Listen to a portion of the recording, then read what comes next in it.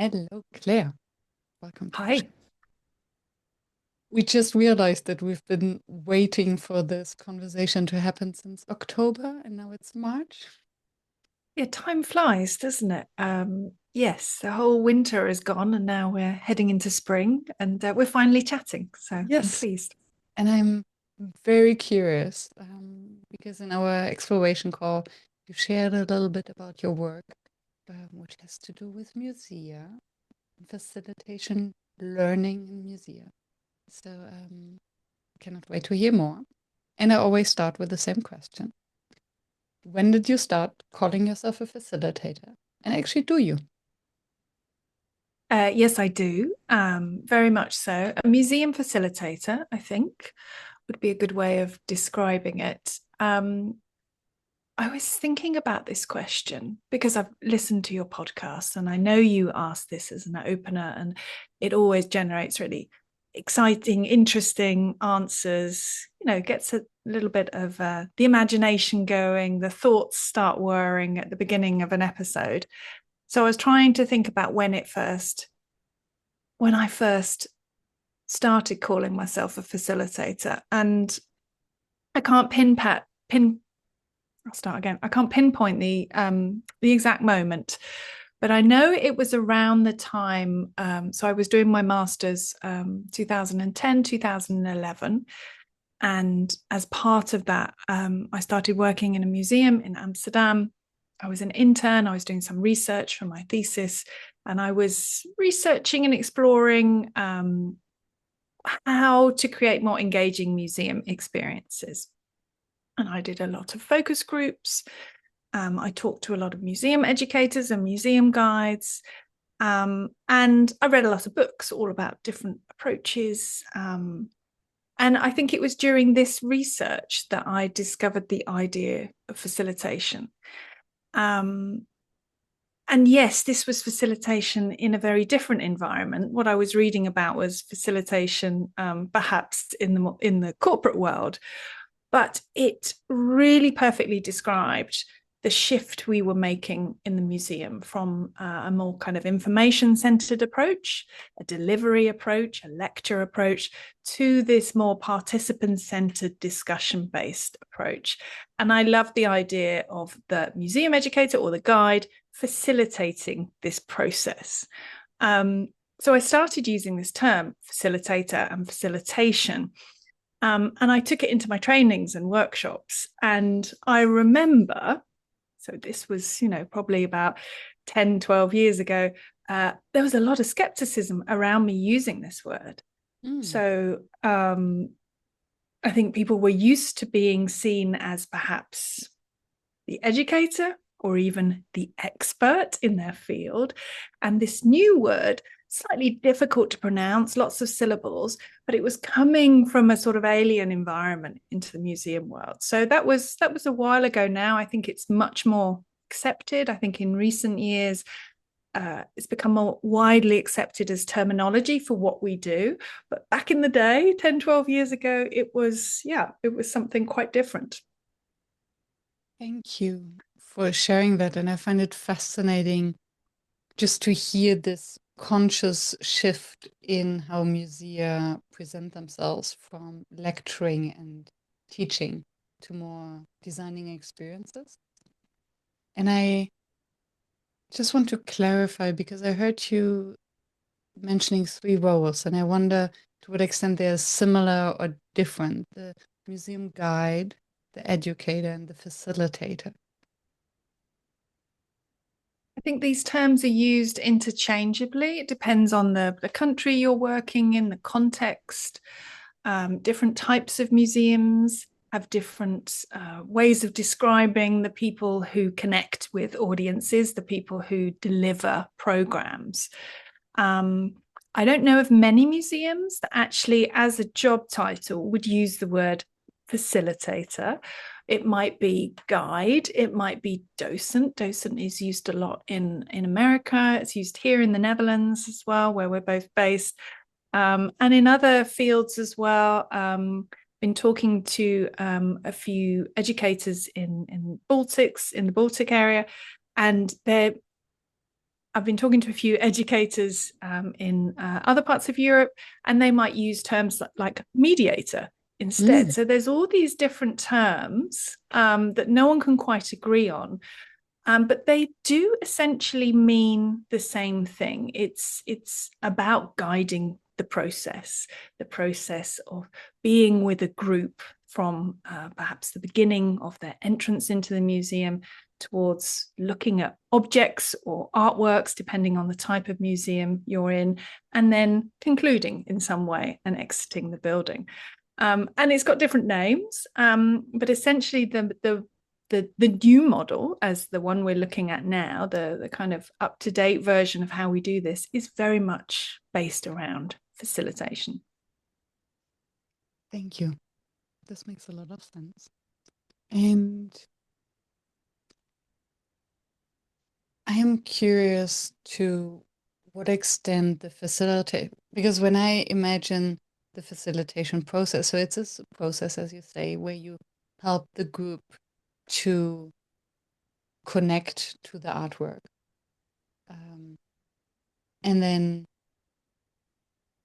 to what extent are you free to design your own structure, and what is the role of the way the museum is curated? Because the museum itself without the guide is also kind of facilitating the learning. I think that's so how do you fascinating. collaborate? Yeah. So to take your first point, you mentioned you were talking about how much is it your creative process? Yeah, so it really depends on where you're working. In some museums, they might have very carefully designed programs. They might even be scripted in some places. In other places, not. Perhaps the guide would have more freedom in designing and choosing the artworks or objects that they work with. So it really does depend on the way the museum is set up, the way the education department is set up as well. And you talked about creating connections there between objects, but I talk a lot about it's about creating connections between people as well. So it's very much acting as a mediator, perhaps between visitors, I call them participants, and the object, but also between the visitors, the participants themselves, and also between you and the participants. So there's all these types of connections that are happening.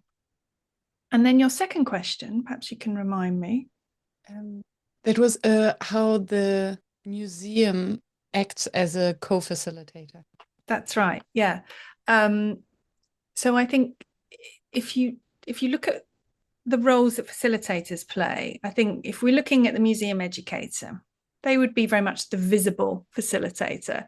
But you mentioned there that there are other things that are at play. So what's interesting is you have all these other layers at work within a museum. You have the environment, and we can talk a little bit about why it's a tricky place to facilitate. But you also have things like text. You have wall labels, you have text in exhibitions, you have the environment itself, the lighting, the acoustics, the other visitors, and then you also have the layers of perhaps, the other staff that we have working in a museum, the curators, the exhibition designers, the people, the conservationists, people who look after the objects and all sorts of things. So they are more perhaps the invisible facilitators in this process, whereas we might be the more visible side of it. Okay, so there's a lot to unpack. Yeah.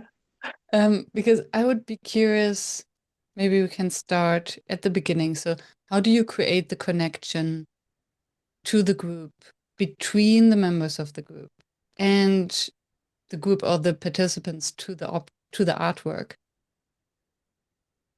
How do you do that?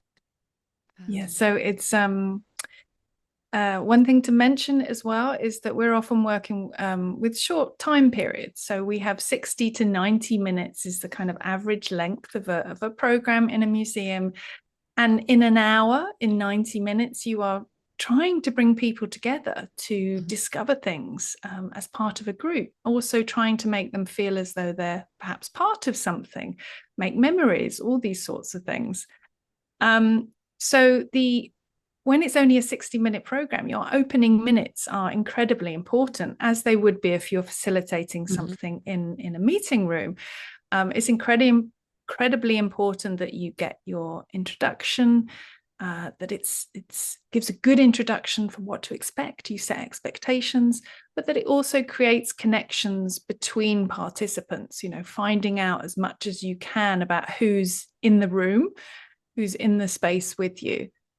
Quite often people won't know each other either, so it's different to working with a team. You're working with strangers. They're strangers to you, to each other, and to the museum. So you are trying to create connections consciously and intentionally quite quickly.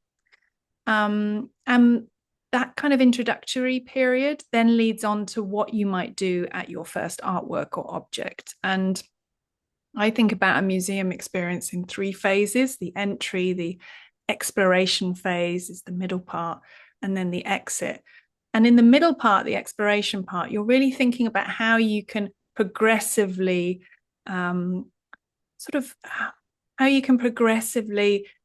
develop the types of activities, the types of things we might discuss. So, for example, we may start at the beginning with perhaps some simple observation and description exercises, which enable everyone to participate. We're not requiring any deep thinking too much. We're requiring people to be a little bit more, to take a bit more notice, to look a little bit deeper, but it's things that can get people participating, because we know that if we can get people participating straight away, almost, in the first 10 minutes or so, it's more likely they're going to continue participating.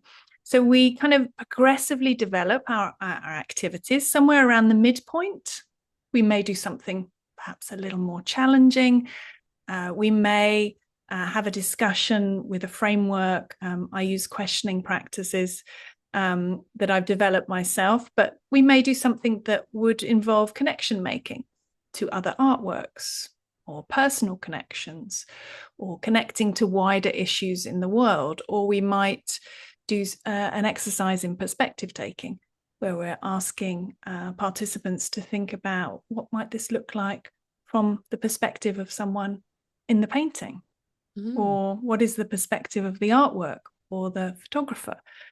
And those might be things that we might do in the middle of a program when people are energized, they've got to know each other. So all the way throughout, we're building connection.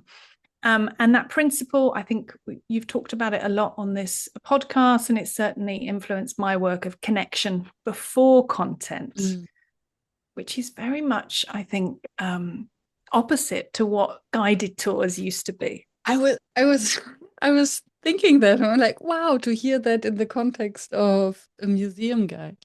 Tell me more.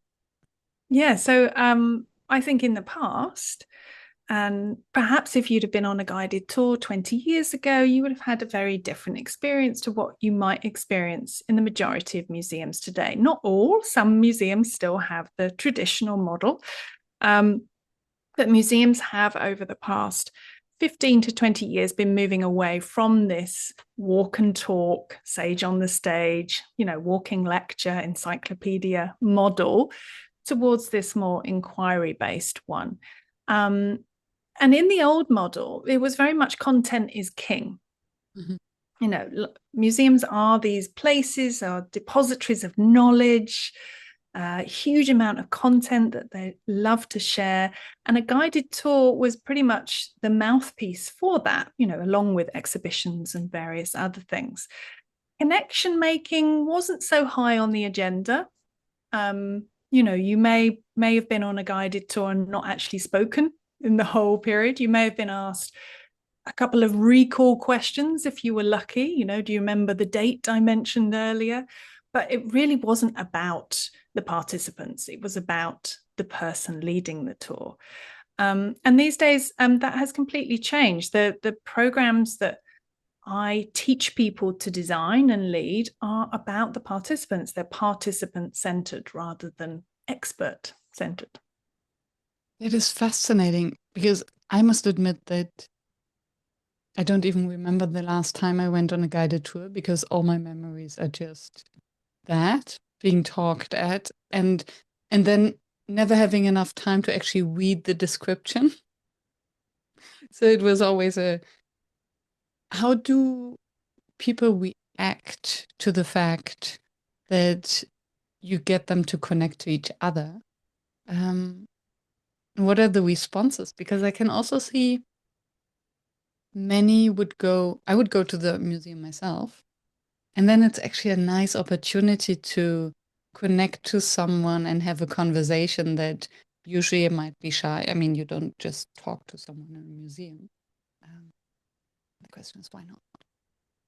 Yeah, I think there are so many ways we can communicate this. We can communicate it before people arrive. And quite often adults expect that old model. Things are changing, but they're changing quite slowly. The perception of what type of program you might expect in a museum is definitely changing.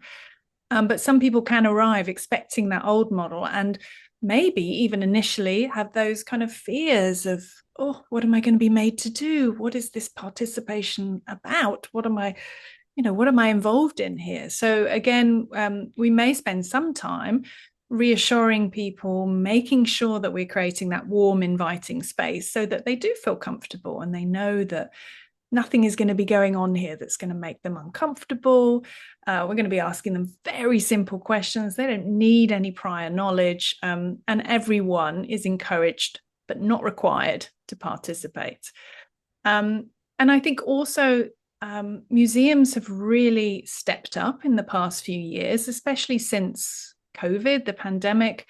I think was an influence on this, but museums are spaces for well-being, for connection making.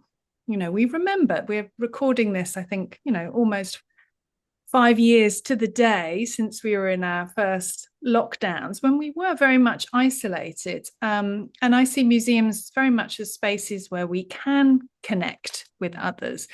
And we can do this through different types of programming. We can do it by visiting on our own as well. But when we join a program, it's a lovely opportunity to interact with strangers, find out a little bit more about the people in our neighborhood or the people who might go to the museum. And all of those, particularly, and all of those are really interesting reasons to visit a museum on their own. I think also museums have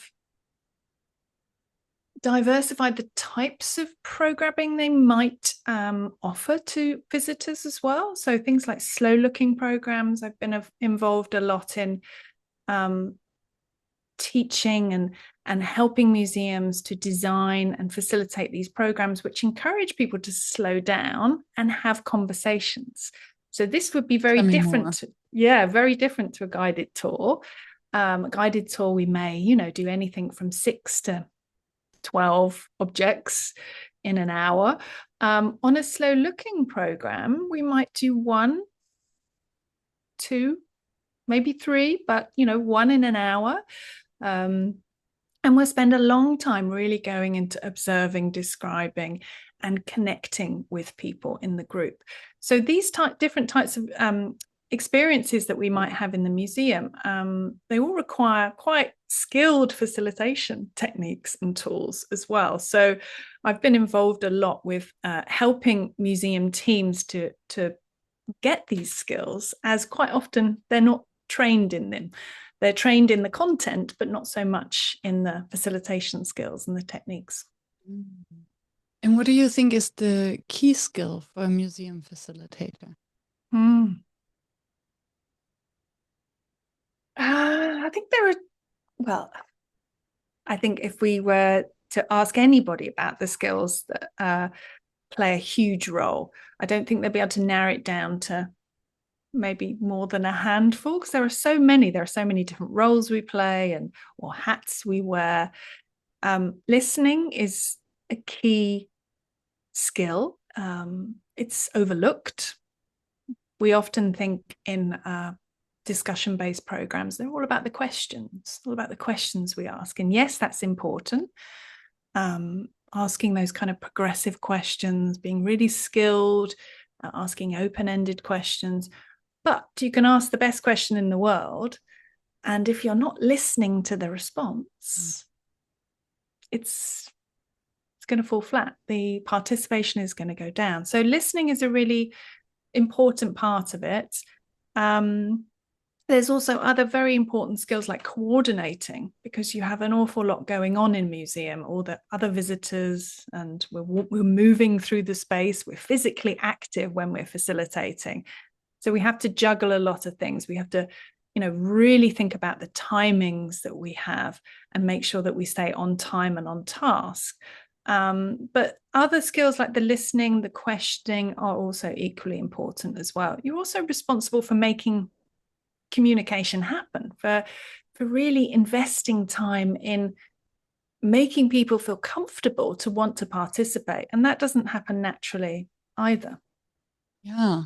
And it's interesting that you mentioned listening the first. And I can see that if we don't listen to the answer, it falls flat.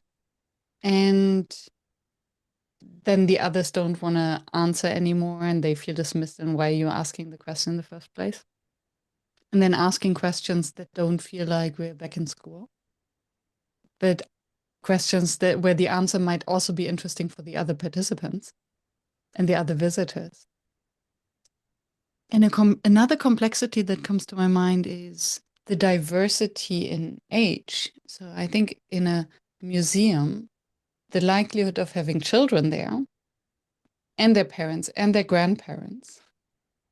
And if you do it in Amsterdam, and the youngsters who might be stoned visiting the museum, they might not sign up for a guided tour though. But still, I think the range you have, how do you deal with that kind of diversity? Yeah, so although we'll adapt to different age groups, and I agree, intergenerational groups are tricky. I've done a lot of work with family groups, and you have to think on different levels for your questioning and activities.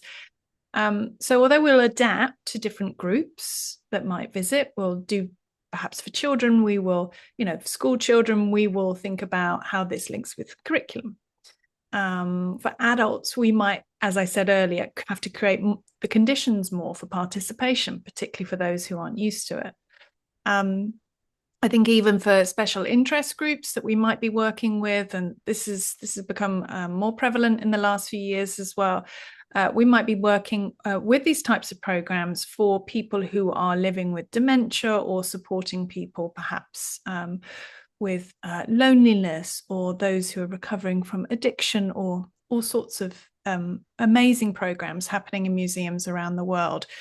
Yes, we will obviously set up our program in a certain way for those groups, and they might be multi-visit rather than a one-off, and they might have support from other people coming in outside the museum to support those groups.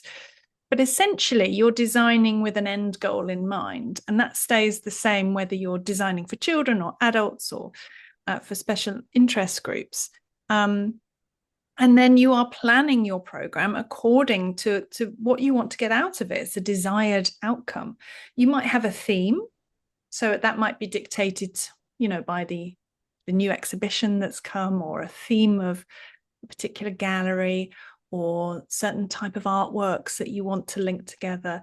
But again, you're thinking about what you want people to take away with them, what you want the outcome of this program to be. And that plays a huge role in the design of it. And I'm about to ask a very stupid question, and I will still ask it because it will, it will just underline my ignorance.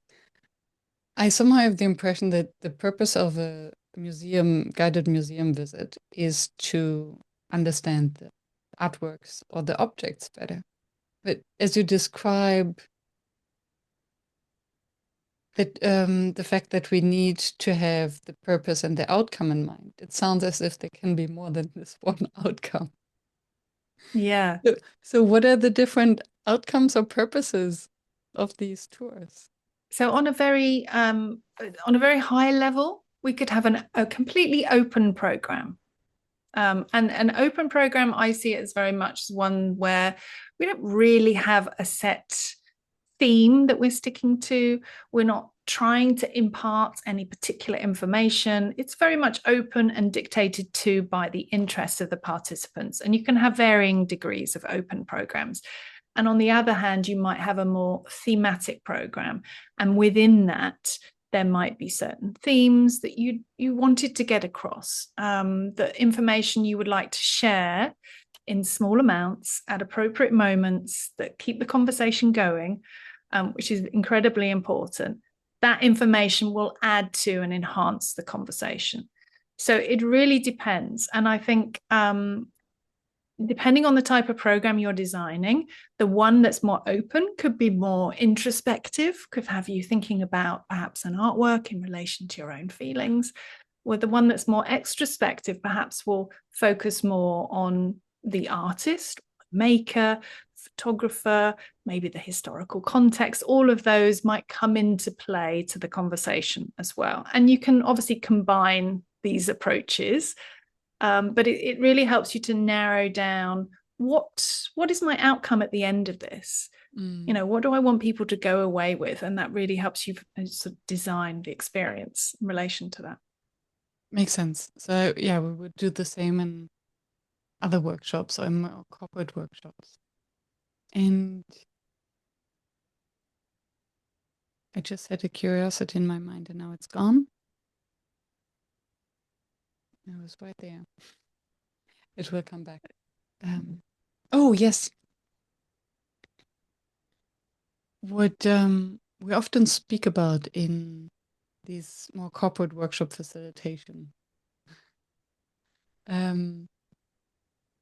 settings is the ability to remain flexible. So depending on the group, they might have a specific need, or the group has a desire to talk about a specific thing. How much flexibility do you have, or do you take? How much freedom to say, you know what, let's skip this artwork, or let's go to another object. Oh, I have the impression that this group will really connect to something else. And how difficult is it then in this context where I can imagine you cannot prepare for every object in the museum. So you do have a selection. And are you making the selection yourself? Yeah, so I think, right, to answer, so I think I heard 3 questions there. So I'll start at the beginning. I think it was about flexibility. Yes. So I think it comes down to personality as well, and the type of organization you're working for. So depending on, so if that organization would give you a certain amount of freedom to be flexible, and most, I would say, do. There are very few that say you have to stick to this route. I think if they did, that would be because of crowd control or busyness or all sorts of other factors. But if you did have a certain amount of flexibility, I think it comes down to your personal facilitator style. And we all have one that we bring to our work, no matter, what our experiences are or our personality is. We'll bring that into our facilitation. And the same will be how you respond to being flexible as well. And I know we can improve that. We can expose ourselves to being more flexible. For example, I really love kind of changing in the moment and going with that impulsive, we could do something different here. Mm-hmm. So although perhaps, for example, I use a lot of questioning frameworks, and I've designed my own, as I said. So I may start with a certain direction of questioning, but in response and being responsive to what people are saying, I may go in a different direction. Or I may have a plan for perhaps connecting this artwork with one that's already in the room, but the group seem to perhaps require, a little bit more activity or a bit more agency and independence. So perhaps in the moment, I might decide to let them choose which artwork connects with the one we've already been discussing. So for me, that gives me gives me a little boost as a facilitator. It always kind of makes you feel very good. And also gives the group something that you're letting control of the reins, and you're able to make a decision in a moment. And I think being a facilitator is very much, I quite often use the swan analogy that, we're very calm up top and the feet are doing this, but then we're also spinning plates somehow. I'm not sure how the swan would do that, but there's all sorts of processes going on when you're facilitating. And I remember when I first started, I was so exhausted after doing, one 90-minute museum session. I was like, do people do this all day? It's exhausting. But I think that experience of doing it over time helps it become less mentally draining. You save your mental resources for other things. And I think also you get with experience that confidence to be able to say, you know what, today we're going to do something different. We're going to try something.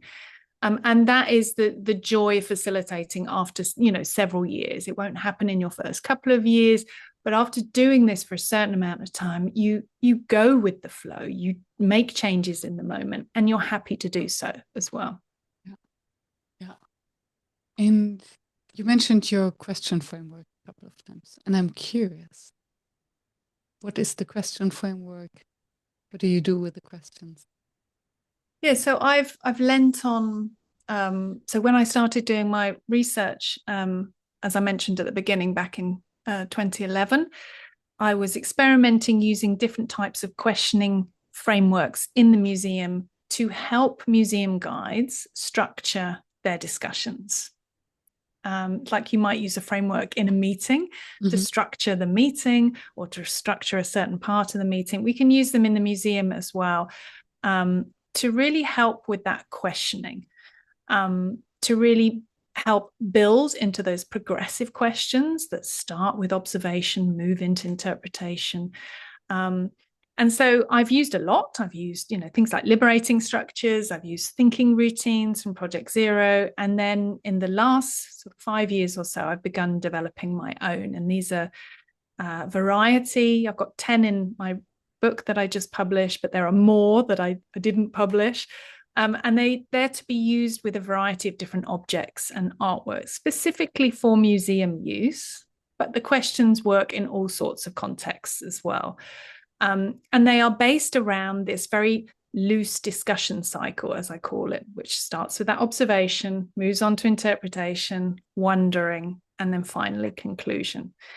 And yeah, as I said, we might do some connection making, we might do some perspective taking, we might focus more on observation, doing a senses walk, all sorts of things we can do with these little questioning practices. And I call them practices because I don't like the word framework per se. I feel framework is a little bit inflexible. And, just in connection with what we were just talking about, I think when we're facilitating, we need that ability to be flexible. We need to have a framework that can move with us as we're moving through the museum and as needs are changing and we're getting different responses. So I like the idea of a practice being something that kind of moves and shapes with us as well. So that was why there was a little subtle change in the name, but essentially they are a framework to support thinking, mental processes. Yeah. Beautiful. And I can see how, especially new facilitators, might enjoy having having practices, structures that they can use to liberate their creativity. And I'm wondering, when we think of musea and the visitors, and I would, again, always stack my questions. I think of one question and then I'm like, actually, there are more questions to that, so apologies. I'm wondering with what expectations the visitors are coming to the guided tour, especially when they're, air quotes, adults, and now I feel like an adult suddenly. And what role it plays of the knowledge, because I can imagine that asking questions, especially when it comes to what do you see in this artwork? How do you interpret it? How do you create a relation? That there might be this fear, or am I doing it right? Or asking, and that happens also in corporate facilitation, where everyone suddenly looks at the facilitator, give us the answer. And maybe there is an answer, because in artwork, maybe there is a very clear interpretation, or there is a very clear thing that you want everyone to see. So how do you balance that? Additional Yes. question. So we would start with setting the expectations. So as you said, there might be adults coming who are not entirely sure what to expect or how this might play out. It is very important in our introduction, not just to make connections we spoke about earlier, but also to explain your role as the facilitator. And that gives some indication to your participants about what to expect. So my role here is to guide the process, to help you discover, to share a little bit of my knowledge, but to hear more from you. All of these things are setting expectations about what's to come in the program. We might also then, at the end of our introduction, say what's expected of the participants and how they might play a role in this. So we might share some guidelines, as we would do perhaps in a facilitation in a meeting room. We might say some words around all answers, all interpretations are valid here. All questions are good ones. Whatever statements we might want to make, those might set the tone as well for what's to come. And then when it comes to information, so this is quite a tricky subject to navigate in museums. And there are other methods out there that work in museums. A lot of museums have worked with them in the past that don't require any information to be shared. Visual thinking strategies is one such method. But it's a little tricky. It depends on the type of program. It can work incredibly well, can lead to, amazing revelations. But when I wanted to design programs, I wanted to create an approach that would allow facilitators to share information if and when necessary. I think sometimes with certain objects and artworks, it is essential that you place them in a time period, that you give some context to their background.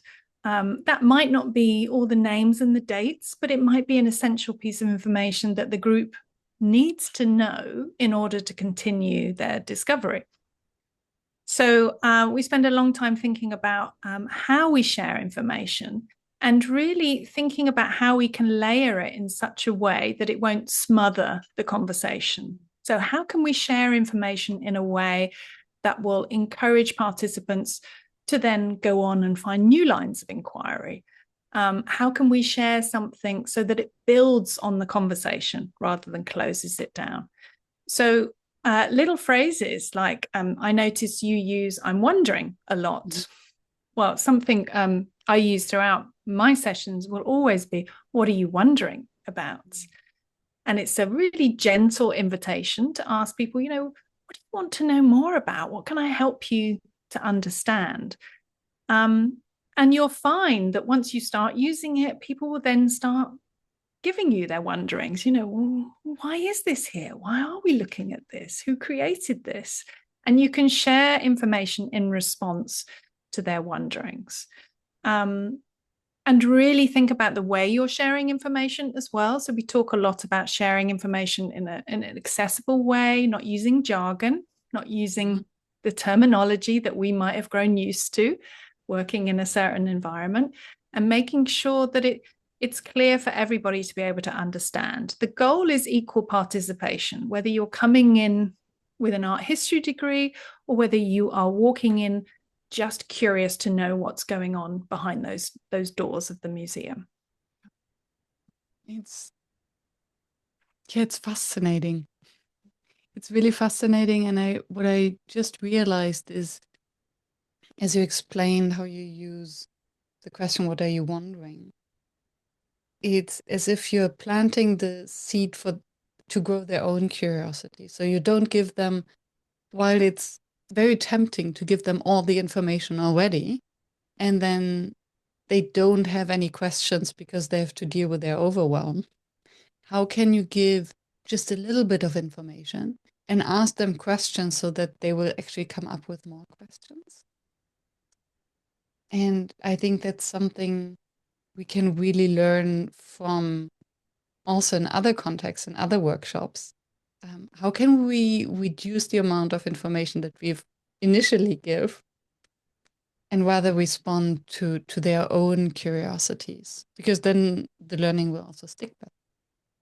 Oh, yeah, absolutely. I think a useful way to think about this is perhaps in more traditional museum programs, a museum educator or guide would walk up to an artwork or object and they would start talking as soon as they arrived. Yep. They wouldn't even give the people in their group the time to look at what they were looking at. They would start explaining what they're seeing. And I think what I teach for and advocate for is let looking lead, because we are arriving at an object. We must then think about how we pause and allow people to look, to notice, to do that observation, because a lot of that curiosity will come from those observations. And then when we're sharing information, going back to that, we perhaps can think about it in a way that we're sharing information that perhaps they couldn't find for themselves. Those visual clues aren't in the photograph or in the artwork. They wouldn't have known that this was used in, an event, historical event, or that it was made for a certain purpose. So then you share that information that they can't find for themselves. But leading with observation is a really great thing that I think perhaps listeners to this podcast could also take into their workshops and think, how can I create more opportunities for observation, for noticing, for really, taking our time to look at something to make sure we're seeing all the clues here before we then jump into interpretation.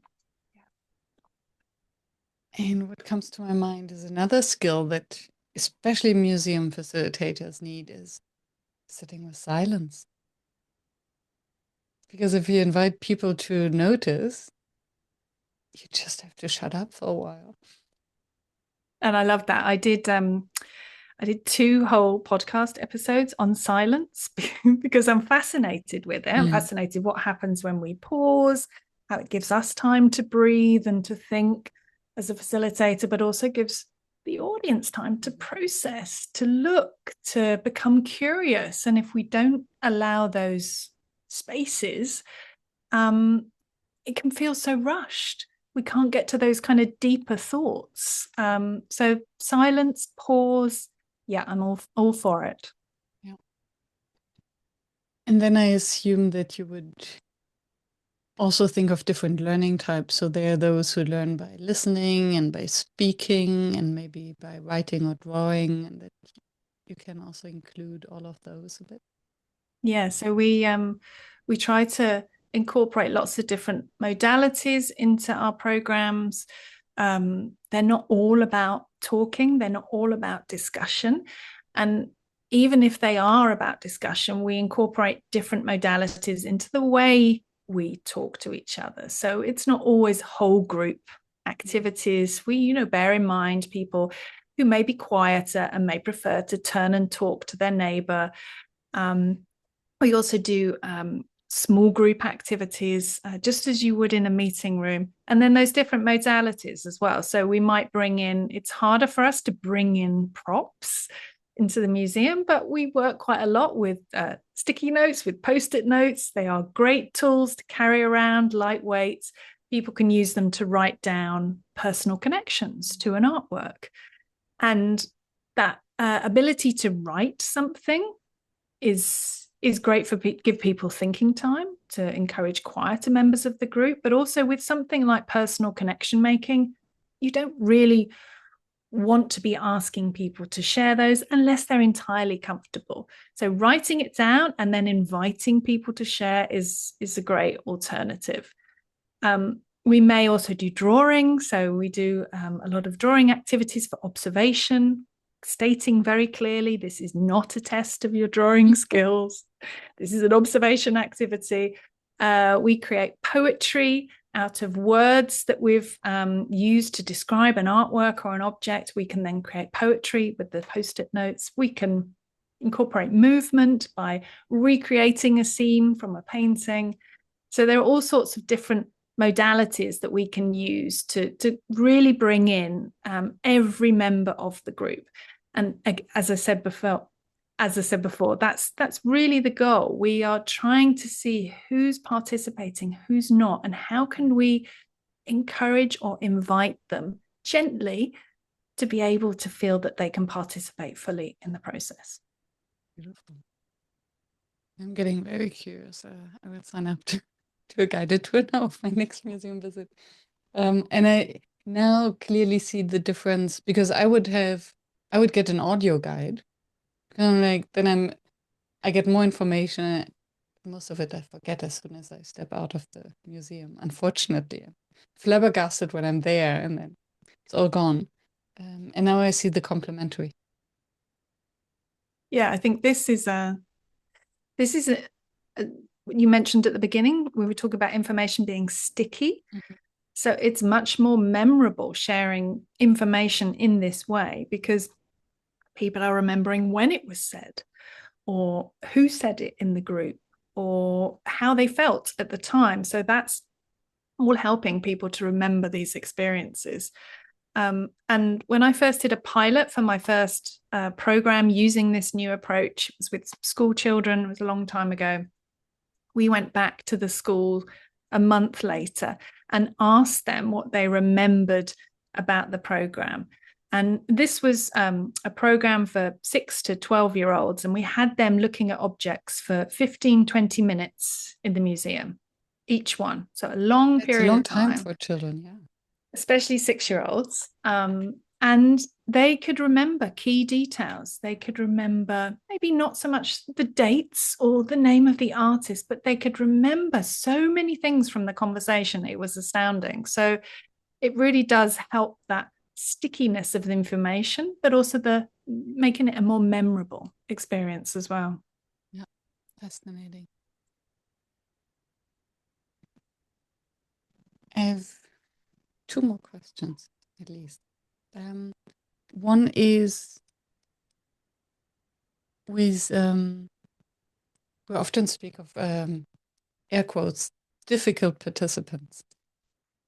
So the ones that know it all. And I'm sure that you have them in a museum as well. They sign up for the guided tour, but actually they want to be the guides because they know so much. Yep. And then maybe those, I didn't sign up for this. Why do you want me to speak to my neighbor? I'm interested in your knowledge. Who are you to tell me something? Right? So how do you deal with them, or how do you teach your other museum facilitators to approach and handle that? Yeah, so I think when you're working with people, you're dealing with all sorts of personalities and types of people, and you're also dealing with how people feel when they're in groups as well. Mm-hmm. So people behave differently when they might be in a group. They also behave differently when they're in a museum. The museum environment does affect the way people behave in certain ways. Maybe the architecture can make people feel intimidated. So there are all sorts of factors to bear in mind. And I think this is, normally in my workshops, this is the afternoon part when we're talking about all the things that might happen with different group members. But if we're thinking about how we structure our programs, how we think about the importance of the introduction, so that will hopefully help with those people who are a bit more reticent about the type of program they've signed up for.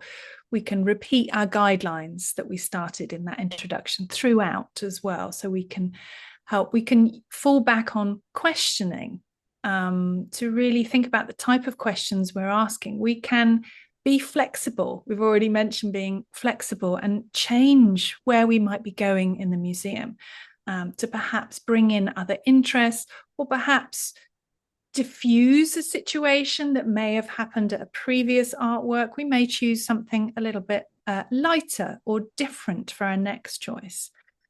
And I think one of the other things we can do with dominant members of the group, because there will always be dominant members and there will be quieter members, is we have the lucky advantage of being able to work with positioning as well, because we are standing, usually, sometimes sitting, but normally standing around an object. So as a facilitator, I can look around the group, normally in a kind of horseshoe shape around me, and see where the dominant people are. Quite often they're standing quite close to the facilitator. They like to have your ear. So I can play with positioning a little bit in a very subtle way. I can encourage quieter members to come forward. I can also make it more playful and ask everybody to switch sides. So then I'm diffusing certain positions and changing the way people are in the group. So I think we have a toolbox of things that we can use. But yes, we're dealing with the same different personality types and group formations as you might do in the type of facilitation that you're doing as well. Humans. And what I hear is that it's more in the design than in the verbal facilitation that you would deal with different participants. So that you don't give them a stage, that you introduce some ground rules, and then how you deal with that without verbalizing it and without shutting someone down. But it can also come up elegant. in those conversations as well, I think. So, and more, something has definitely changed in the type of conversations we are now having in the museum that we wouldn't be having 10 years ago, 5 years ago.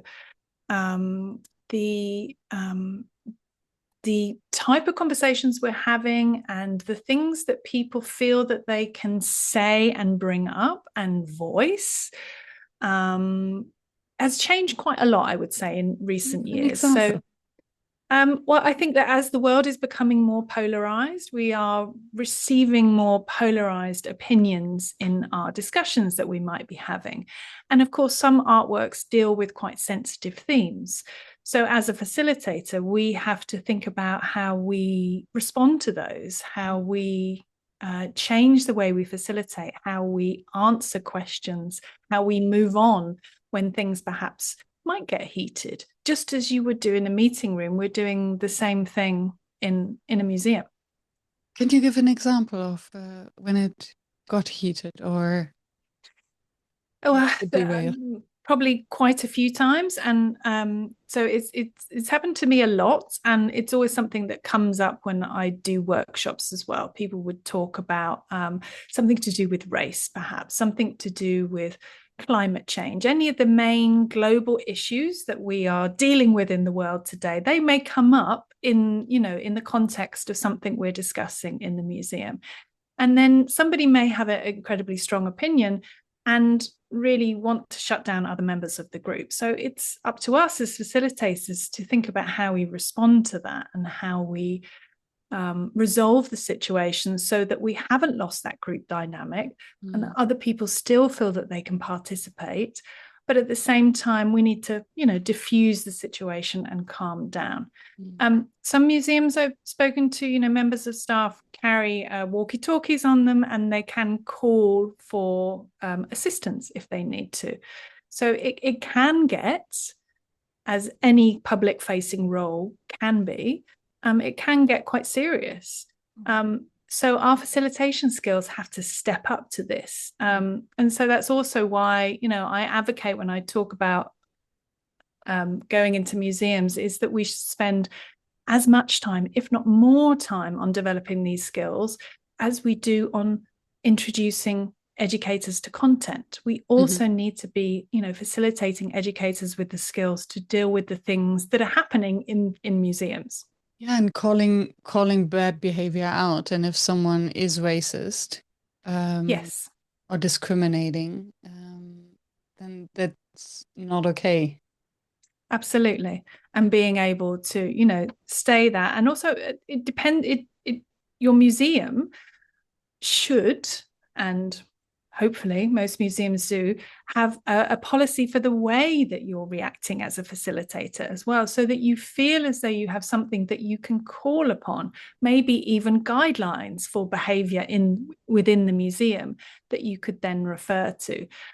You should never feel that you're alone in diffusing the situation, but as a facilitator, you want to be able to regulate your emotions, particularly if it's an opinion that you don't agree with. So knowing yourself, that kind of self-awareness is incredibly important. Sometimes in my workshops, we do exercises around, hot buttons or triggers that might actually trigger the educator, and they might find it difficult to facilitate around that subject. So how do we facilitate when we have a strong opinion about a subject?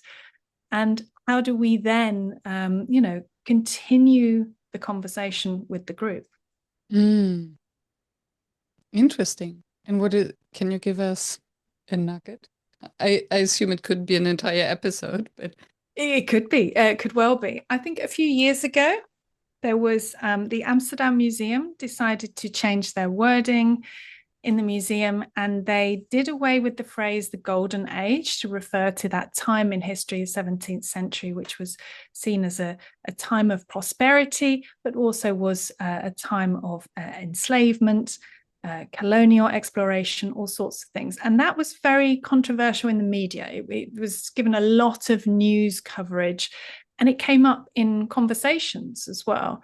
And I would be working in a museum, and this was actually on the day that I think museums closed in lockdown. And we were discussing how educators in that particular museum might facilitate conversations around this subject. And the way we unpacked it was to really think about how they felt about this subject first. So we first went into that sort of self-awareness. How do I feel about this? How does it make me feel when I'm talking about it? And then knowing yourself is the tool that you use to be able to then design a discussion around it, but also know what's going on in your body, that emotional reaction is happening when you do feel that you're triggered by a certain subject or comment. Yeah, that's such a good point, because if you know that you're sensitive, and then you can at least notice, calm down, and then respond instead of react. Very interesting. And then I think, I was just thinking, I think you've had lots of episodes on this as well. You've covered it, that we talk about facilitation as a process, but I think it's very much that being aware of what's happening with us as well as the facilitator. Yes, we want to perhaps be invisible and for the process to run smoothly, but at the same time, we're a human being running that in whatever that program is or that meeting, and spending time developing our own self-awareness, our own reflecting on, who we are and what makes us tick is a really important part of this job. And perhaps we don't always spend as much time thinking about that. Yeah. And I think it's a huge part then of the experience, because if we get triggered by the participants, this will impact the entire group dynamics.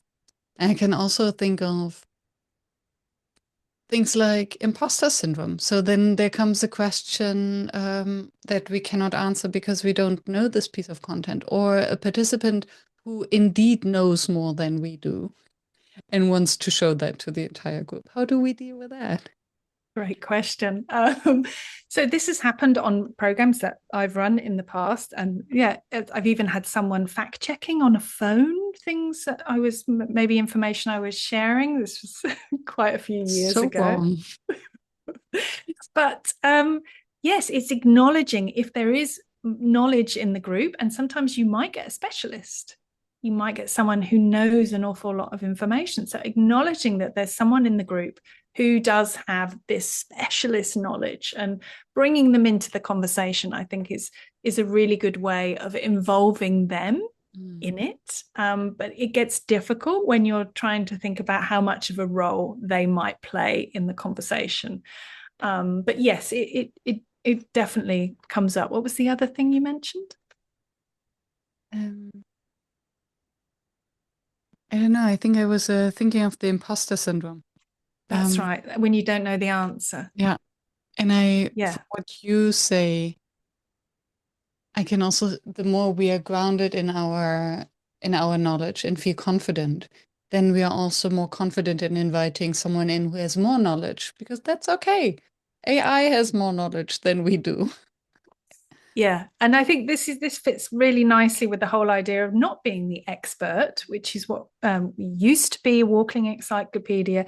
Now seeing yourself as a facilitator, you can acknowledge that you don't have all the answers. You don't know everything. And that what's really interesting is being able to bounce that back to the group as well and say, well, what do you all think about this? And then finding out what the group think and saying, that's something I'm going to look up or something I want to find more about. The artist hasn't actually spoken about this, but I'm interested in what you think. And that adds a whole extra layer to the conversation as well. So we don't have to know everything. And I'm quite happy not knowing everything, because I think then we're modeling that curiosity as well. We're like, oh, I'm eager to find out more, just like you are, which I think is quite infectious for the group. And you can stay more curious and also learn from the participants instead of being so rigid in your own little world, expert world. Love that. Is it different for a art museum as opposed to a more object or history museum? You mentioned the Museum of Amsterdam, which is a museum about history. So there are maybe some objects to represent, but it's mostly about the information. Yes, so I think there are similarities and there are differences. Perhaps in art museums, we might be more interested in all the different subjective interpretations.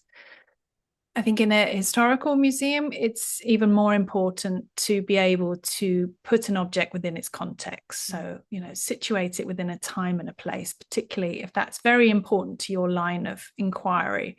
But then there are all sorts of different layers that we might look at when we're looking at an object, and we might not even look at that particular layer.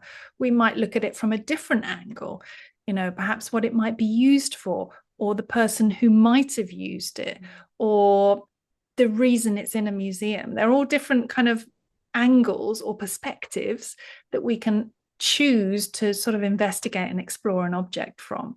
So although there might seem to be differences, and you might share more information in a historical museum, in a science museum, perhaps in an ethnographical museum or archaeological museum, at the end of the day, you're still as interested in what participants have to say as you are in the art museum. And your facilitation processes will remain the same. You are participant-centered, you are wanting everyone to participate, you are asking very similar questions based on observation, interpretation, and wondering. But yes, you might have slightly different design to your programs. What remains your facilitation challenge? My biggest facilitation challenge. Was that the question? Sorry. Or what remains your facilitation challenge? It can be the biggest, it can be the smallest.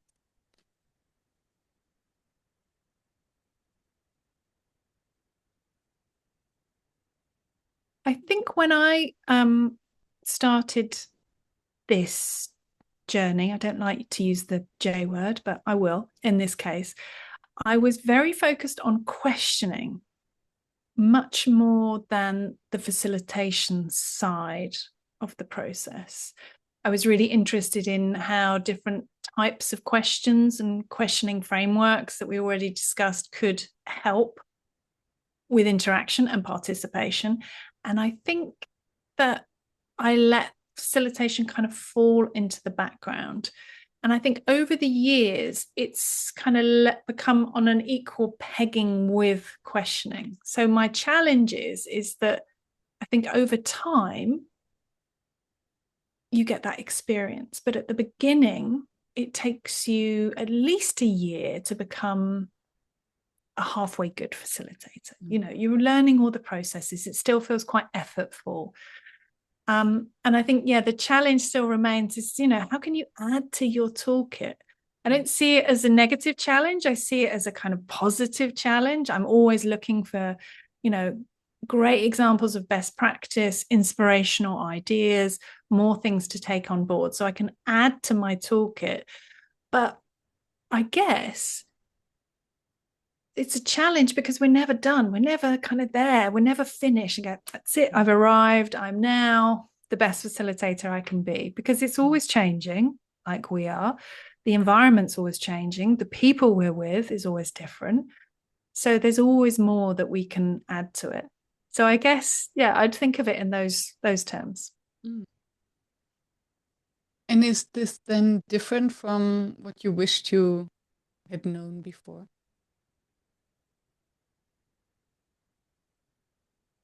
What would you advise your younger self? Yeah, I think it would be very similar, that facilitation is equally as important as the questions you ask. Because without that facilitation, the group aren't gonna gel. They're not gonna discover as much as they could have done. So yeah, I think I'm running out of steam a little bit.